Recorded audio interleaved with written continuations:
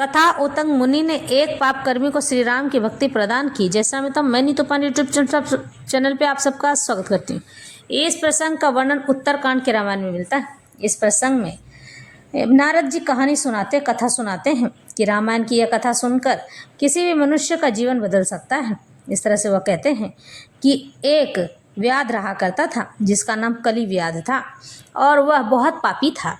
वह जीवों का मांस भक्षण करता था, लोगों को सताता था। जीव जंतु उससे बहुत डरते थे क्योंकि वह जहाँ भी जाता मांस खाकर ही अपना गुजारा करता था। धन लूट कर ले जाना और अपने परिवार का भरण पोषण करना, यही उसका कार्य था। निंदा और चुगली में नियमित बने रहना, ये हमेशा उसमें लगा रहता था। यानी इस कथा का सार यही है कि उतंग मुनि के प्रभाव से, यानी कि कहते हैं जैसी संगत आप रखेंगे वैसा आपका व्यवहार बन जाएगा। जब वह व्याधराज उतंग मुनि के संगत में पहुंचा तो वह अपने सारे पाप कर्म छोड़कर उतंग मुनि के चरणों में आ गिरा। लेकिन उन्होंने कहा कि मेरे पास आने से कोई मतलब नहीं है, तुम चुपचाप उठो और उठकर श्री राम मधुसूदन की जाकर प्रार्थना करो, उनके चरणों को पकड़ो। तब वह चोर जो भगवान के मंदिर में चोरी करने गया था, वह जाकर के चोरी करना छोड़कर भगवान श्री राम के चरणों में अपने आप को अर्पित और समर्पित कर देता है। इस तरह से यह कथा आरंभ होती है। तृतीय अध्याय का यह आखिरी का कथा था।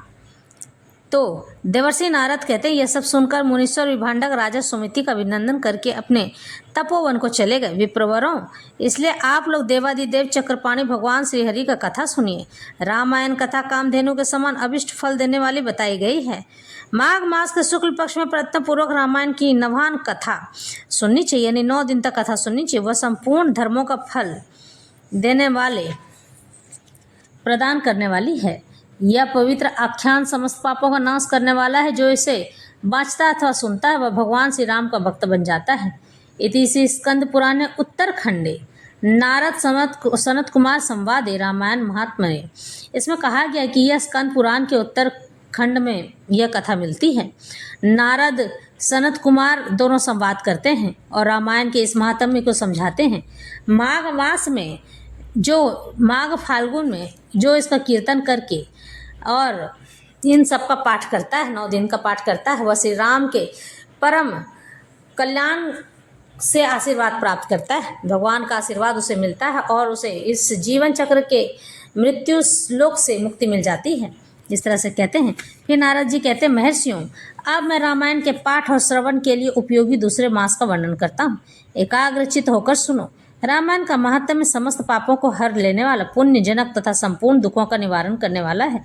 वह ब्राह्मण, क्षत्रिय, वैश्य, शूद्र तथा स्त्री इन सबको समस्त मनोवांछित फल प्रदान करने वाला है। इससे सब प्रकार के व्रतों का फल भी प्राप्त होता है। वह दुःस्वप्न नाशक, धन की प्राप्ति कराने वाला तथा भोग और मोक्ष रूप फल देने वाला है, अतः उसे प्रयत्नपूर्वक सुनना चाहिए। इस तरह से देवर्षि नारद सनत कुमारों को यह कथा सुनाने लग जाते हैं। इसी विषय में विज्ञ पुरुष एक प्राचीन इतिहास का उदाहरण देते हैं। वह इतिहास अपने पाठकों और श्रोताओं के समस्त पापों का नाश करने वाला कहा जाता है।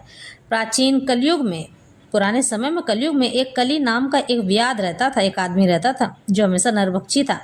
वह सदा पराय स्त्री और पराय धन के अपहरण में ही लगा रहता था। दूसरे की निंदा करना उसका नित्य का काम था। वह सदा सभी जंतुओं को पीड़ा दिया करता था। उसने कितने ही ब्राह्मणों तथा सैकड़ों हजारों गौओं की हत्या कर डाली थी। पराय धन का तो वह नित्य अपहरण करता ही था। देवता के धन को भी हड़प लेता था। उसने अपने जीवन में अनेक बड़े बड़े पाप किए थे। उसके पापों की गणना करोड़ों वर्षों में भी नहीं की जा सकती थी। एक समय वह महापापी व्याघ, जो जीव जंतुओं के लिए यमराज के समान भयंकर था, सौवीर नगर में गया। वह नगर सब प्रकार के वैभव से संपन्न, वस्त्र और आभूषण से विभूषित, युवतियों द्वारा सुशोभित, स्वच्छ जल वाले सरोवर से अलंकृत तथा भांति भांति प्रकार के दुकानों से सुसज्जित था, सजा हुआ था। देवनगर के समान उनकी शोभा हो रही थी। व्याध उस नगर में गया। सुंदर मंदिर, सौवी नगर के ऊपर में भगवान केशव का बड़ा सुंदर मंदिर था, जो सोने के अनेक केसों से ढका हुआ था। उसे देखकर व्याघ को बड़ी प्रसन्नता हुई। उसने यह निश्चय कर लिया कि मैं यहाँ से बहुत सा स्वर्ण चुरा कर ले जाऊंगा, यानी सब सारा सोना यहाँ से चुरा कर लेकर जाऊंगा और अपने परिवार का भरण पोषण करूंगा। इस तरह से वह खुश होता हुआ उस मंदिर की ओर आगे बढ़ चला और मंदिर में प्रवेश करने के लिए तत्पर हुआ। लेकिन यहाँ कहते हैं ना कि जब विधाता को कुछ और मंजूर हो, नियति कुछ और चाहती हो, तो मनुष्य अपना भाग्य चाह कर भी नहीं बदल सकता है, क्योंकि जब नियति अपना निर्णय लेती है तो आप और हम कुछ नहीं कर सकते हैं। नियति बस अपना निर्णय लेकर काम करने लग जाती है। अगर हम उनके उस मालिक के बनाए हुए काम को मना कर देते हैं, संसार के भोगों विलासों में लिप्त हो जाते हैं, तो भगवान हमारे लिए और भोग विलास के रास्ते खोल देते हैं कि जाओ, तुम जाओ और भोग विलासों में लिप्त रहो, मैं देख लूँगा सब चीज़। और भगवान उसे मुक्त कर देते हैं हर बंधन से, हर कार्य से, ताकि वह पाप का भागी बनता जाए और फिर कभी भी लौटकर उनके धाम तक न पहुंच सके। लेकिन फिर भी परमात्मा बड़े दयालु हैं।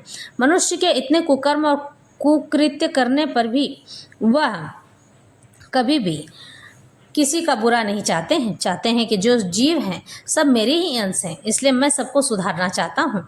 लेकिन जब जीव माने या मनुष्य माने नहीं इस बात को, तो फिर क्या कर सकते हैं। जैसा चल रहा है चलने देते हैं। उसे देखकर व्याग को बड़ी प्रसन्नता हुई। जब वह मंदिर को देखता है, उसने यह निश्चय कर लिया कि मैं यहाँ से बहुत सा स्वर्ण चुरा कर ले चलूँगा।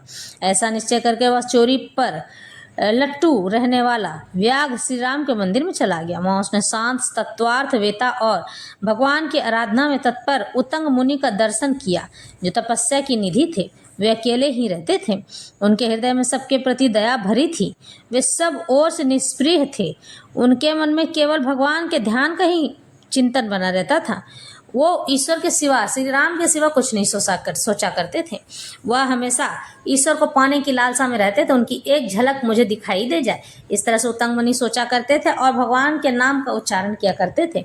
कभी भी किसी कोई क्या कर रहा है उन्हें उससे कोई मतलब नहीं होता था। लेकिन फिर भी यह चोर उनके पीछे दौड़ पड़ा। उन्हें वहाँ उपस्थित देख व्याध ने उनको चोरी में विघ्न डालने वाला समझ लिया।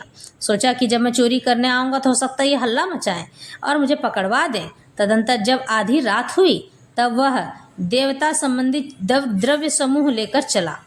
उस मदोन्मत्त व्याध ने उत्तंग मुनि की छाती का अपने एक पैर से दबाकर और हाथ से उनका गला पकड़ लिया और तलवार उठाकर उन्हें मार डालने का उपक्रम करने लगा। यानी वह चाहता था कि ये मर जाए और उन्हें मार डालना चाहता था।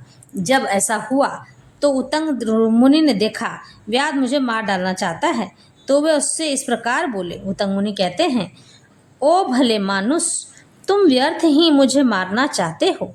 मैं तो सर्वथा निरपराध हूँ, मैंने तो कोई अपराध किया ही नहीं है, तो तुम मुझे क्यों मारना चाहते हो। तो वह चोर उनका मुख बड़े ही उतावलेपन से देखने लगा कि यह जो पुरुष है यह मुझसे इतनी मीठी बातें कैसे कर रहा है। तो उत्तंग मुनि फिर से कहते हैं, हे व्याधराज, हे पुरुष, तुम क्यों मुझे मारना चाहते हो। मैंने तुम्हारा ऐसा क्या कर दिया है। मैंने तो तुम्हारा कुछ भी नहीं लिया है। मैं तो निरपराध हूँ, मैंने तो कोई अपराध किया ही नहीं है और ना ही मुझसे कोई अपराध होने की कोई अपेक्षा है, क्योंकि मैं किसी को की ओर ध्यान देता ही नहीं हूँ। मैं चाहता हूँ कि मुझे परमेश्वर मिल जाए। फिर इस तरह से जब वे बोलते हैं तो लुब्धक यानी कि वह व्याधराज, बताओ तो सही, मैंने तुम्हारा क्या अपमान किया है। संसार में लोग अपराधी को ही प्रयत्नपूर्वक हिंसा करते हैं, सौम्य सज्जन निरपराध की व्यर्थ हिंसा नहीं करते हैं। फिर शांति चित्त शुद्ध पुरुष अपने विरोधी तथा मूर्ख मनुष्यों में भी सद्गुणों की स्थिति देखकर उनके साथ विरोधी नहीं रहते हैं। यानी जो साधु पुरुष होते हैं बड़े विनम्र और विवेकी होते हैं, वे अपने ज्ञान के दम पर अपने इस स्वभाव को अपना लेते हैं। फिर जो मनुष्य बारंबार दूसरों की गाली सुनकर भी क्षमाशील बना रहता है और वह उत्तम कहलाता है, उसे भगवान विष्णु का अत्यंत प्रियजन बताया गया है। दूसरों के हित साधन में लगे रहने वाले साधुजन किसी के द्वारा अपने विनाश का समय उपस्थित होने पर वे उसके साथ बैर नहीं करते। चंदन का वृक्ष अपने को काटने पर भी कुठार की धार को सुवासित ही करता है, सुगंधित ही करता चला जाता है। चंदन का पेड़ जब काटा जाता है तो उसके पेड़ को काटने पर उसका सुगंध चारों ओर फैल जाता है। इस तरह से सरकार को भी पता चल जाता है चंदन का पेड़ नहीं काटा जाना चाहिए। यह हमारे देश की धरोहर है। अहो विधाता बड़ा बलवान है, वह लोगों को नाना प्रकार से कष्ट देता रहता है। जो सब प्रकार के संग से रहित है उसे भी दुरात्मा मनुष्य सताया करते हैं। अहो दुष्टजन संसार में बहुत से जीवों को बिना किसी अपराध के ही पीड़ा देते हैं। मल्लाह मछलियों के, चुगलखोर सज्जनों के और व्याध मृगों के इस जगत में अकारण बैरी होते हैं। इस तरह से उत्तंग मुनि उस व्याधराज को समझा रहे हैं, अहो माया बड़ी प्रबल है, यह संपूर्ण जगत को मुंह में डाल देती तथा स्त्री पुत्र और मित्र आदि के द्वारा सबको सब प्रकार के दुखों से संयुक्त कर देती, छोटा कर देती है। मनुष्य पराये धन का अपहरण करके जो अपनी स्त्री आदि का पोषण करता है, वह जिस काम का होता है क्योंकि अंत में उन सबको छोड़कर वह अकेला ही परलोक की राह पर चला जाता है। मृत्यु लोक में उसका कोई अपना नहीं होता है, वहाँ केवल उसके पाप और पुण्य गिनाए जाएंगे ताकि वह इस पाप और पुण्य के महत्व को समझ सके। अगर वह अगला जन्म ले तो यह समझ जाए कि पाप क्या है और पुण्य क्या है, तब वह किसी और के चंगुल में आने से बच जाएगा। इस तरह से भगवान कहते हैं, मेरी माता, मेरे पिता, मेरी पत्नी, मेरे पुत्र तथा मेरा यह घर बार, इस प्रकार ममता व्यर्थ ही प्राणियों को कष्ट कर देती है। और मनुष्य जब तक कमाकर धन देता रहता है, जब तक सब लोगों की पूर्ति करता रहता है, जब तक उनकी इच्छाएं को पूरा करता रहता है, तब सभी परिवार उसके सभी चीज़ों के सुख के भागी होते हैं। तभी तक लोग उसके भाई बंधु बने रहते हैं और उसके कमाए हुए धन को सारे बंधु बांधव सदा भोगते रहते हैं। किंतु मूर्ख मनुष्य अपने किए हुए पाप के फलस्वरूप दुख को अकेला ही भोगता है। यानी उसे जब मृत्यु हो जाएगी तो मृत्यु के बाद वह अकेला ही ईश्वर के दरबार में पहुंचेगा, जहाँ उसे हर चीज़ का जवाब देना होता है। उत्तंग मुनि जब इस प्रकार कह रहे थे, तब उनकी बातों पर विचार करके कलिक नामक व्याध भय से व्याकुल हो उठा और हाथ जोड़कर बारंबार कहने लगा, हे प्रभु, मेरे अपराध को क्षमा कर दीजिए। उन महात्मा के संग के प्रभाव से तथा भगवान का सानिध्य मिल जाने से उस लुब्धक के सारे पाप नष्ट हो गए तथा उनके मन में निश्चय ही बड़ा पश्चाताप होने लगा। वह बोला, विप्रवर, मैंने जीवन में बहुत से बड़े बड़े पाप किए हैं, किंतु ये सब आपके दर्शन मात्र से नष्ट हो गए। प्रभु, मेरी बुद्धि सदा पाप में डूबी रहती थी। मैंने निरंतर बड़े बड़े पापों का ही आचरण किया है। उनसे मेरा उद्धार किस प्रकार होगा? मैं किसकी शरण में जाऊं? पूर्व जन्म के किए हुए पापों के फल से मुझे व्याध होना पड़ा है। यहाँ भी मैंने पापों के ही जाल बटोरे हैं। ये पाप करके भी मैं किस गति को प्राप्त होऊंगा?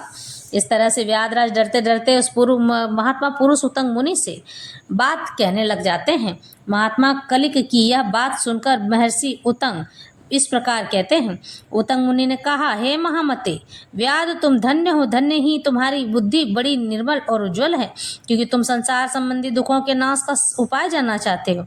चैत्र मास के शुक्ल पक्ष में तुम्हें भक्ति भाव से आदर पूर्वक रामायण की नवाह कथा सुननी चाहिए, 9 दिन कथा सुननी चाहिए। उसके श्रवण मात्र से मनुष्य समस्त पापों से छुटकारा पा जाता है।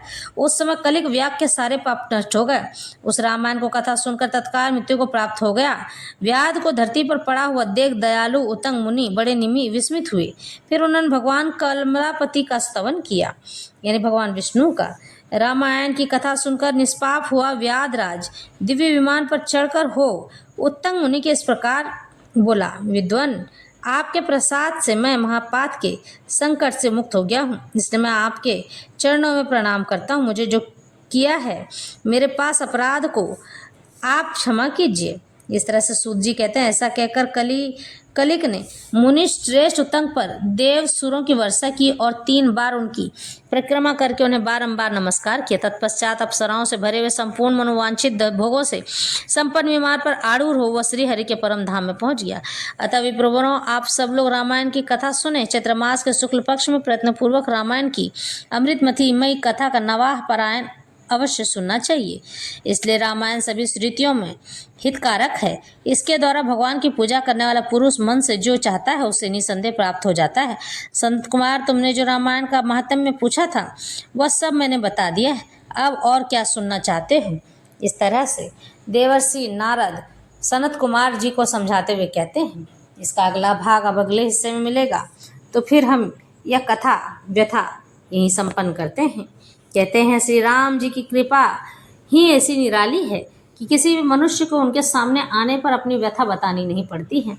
वह उस मनुष्य की हालत समझ जाते हैं और उसकी हालत समझने के बाद वह हमेशा ही सबका मदद करते रहते हैं, चाहे उसके लिए कुछ भी करना क्यों न पड़ जाए। होता है जब आप अपने आसपास के लोगों का कल्याण चाहने लग जाते हैं और ईश्वर की शरण में होने पर भी उनके हाथों से कोई चीज़ छूटता नहीं था, तब उनकी ओर से ईश्वर उनके जीवन की डोर संभाल लेते हैं और उसके सारे सुख ईश्वर के हो जाते हैं, सारे दुख ईश्वर के हो जाते हैं, सारी करुणा और दया भी ईश्वर के हो जाती है। वह जिस समय जिस घड़ी ईश्वर को याद करता है वह उपस्थित हो जाते हैं। ईश्वर से प्रीति कर लेने पर मनुष्य सदा सर्वदा ईश्वर के सानिध्य में रहने लगता है। क्या दुख क्या सुख उदय पता ही नहीं चलता है। इस तरह से यह कथा